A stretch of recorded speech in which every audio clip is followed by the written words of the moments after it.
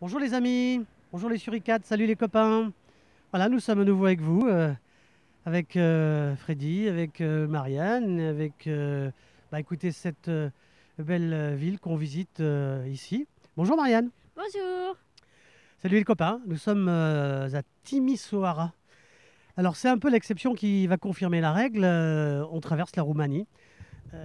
On n'est pas allé dans la capitale parce que voilà, on a fait pas mal de capitales. On voulait voir cette ville, on voulait visiter ce pays. Alors, un petit point par exemple par rapport à ce pays magnifique. Nous sommes dans les Carpates.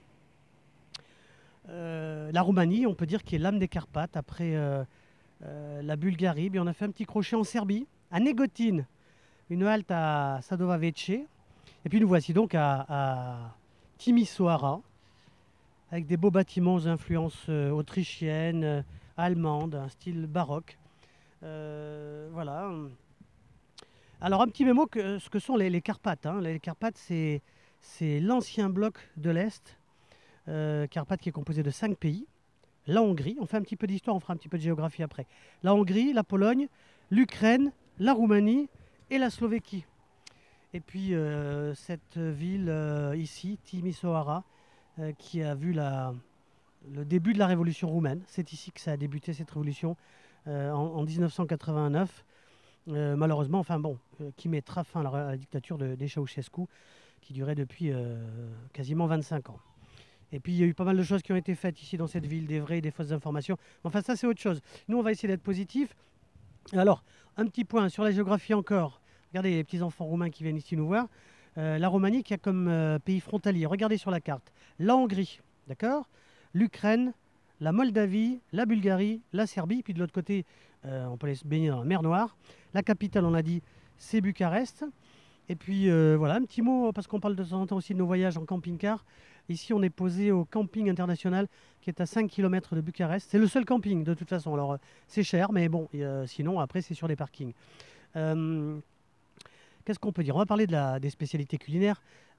Juste un petit mot parce qu'on vient d'aller boire une petite bière et une petite eau fraîche ici dans un petit bar sur une terrasse. On se plaint des fois en France que le taux d'alcool n'est pas très élevé en conduisant. Eh bien ici en Roumanie, c'est 0 gramme. Donc il y a beaucoup de bars où les cartes sont marquées avec des bières sans alcool parce que c'est 0 gramme si vous circulez. Bon, un petit mot sur les spécialités culinaires. On va faire vite une nouvelle fois parce que les opérateurs sont lents et un peu coûteux. Alors, ici, en Roumanie, la cuisine, elle est rustique, on peut le dire, hein. Le plat principal, c'est le chou. Dis bonjour Marianne, à la caméra. Voilà, le chou, la pomme de terre, la crème, la farine de maïs. C'est un peu comme la polenta italienne. Et puis les viandes, il y a les ragoûts, bien sûr le porc, le poulet, le veau, les volailles, les laitages. Ah, ils sont pas véganes les Roumains, hein. Les fruits, les légumes, les soupes, les haricots, les lentilles, enfin tous, voilà. Des plats qui tiennent au corps, comme on dit. Voilà, on a fait un peu après le tour de ce qui se fait ici dans ce pays. Marine va vous dire un petit mot aussi. Voilà, c'est. Je voulais vraiment passer en Roumanie et bon, je sais pas, peut-être que c'est assez calme, les gens sont assez distants, ou c'est peut-être nous, c'est peut-être parce que ça fait un peu plus de 2 mois qu'on voyage, on a peut-être un petit coup de flagada. Voilà, tiens, on va dire bonjour à Freddy. Alors la Roumanie, c'est aussi connu pour pourquoi, Marianne? Pour le château de Dracula aussi. Voilà, le château de Dracula. Même si le roman est britannique, ici, si vous venez en Roumanie, vous allez visiter le château de Bran, le château de Dracula. Et puis, qu'est-ce qu'il y a encore en Roumanie? On peut citer peut-être une personne très connue, une sportive, rappelez-vous, au JO, Nadia Comaneci, eh bien, elle est roumaine. Puis on a eu Elina Stas aussi en tennis. Voilà, venez faire un tour. On n'a pas craqué sur ce pays qui est beau. Je ne sais pas, peut-être qu'on est fatigué, peut-être qu'on n'a pas pris les bonnes routes, même si les routes sont belles. Voilà, regardez les beaux immeubles ici, les beaux bâtiments, même si c'est du costaud, hein. C'est de l'ère soviétique.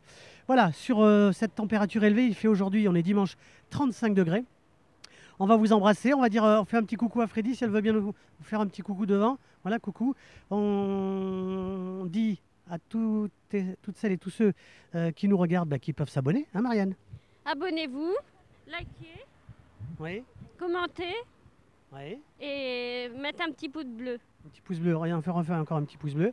un petit pouce bleu si vous aimez, partagez, abonnez-vous sur cette chaîne Les Suricates Gourmandes. On fait ça pour nos amis, notre famille, mais si vous voulez partager ce voyage, voilà, on a fait ce petit crochet en Serbie, on a été étonnés de la Serbie, c'est vraiment un beau petit pays, même si on n'y restait que un jour et demi. Bon, on s'en rappellera, d'autant qu'on s'est fait attraper par les policiers, puis qu'on a payé, parce qu'on a été trop vite. 40 au lieu de 30, alors faites attention.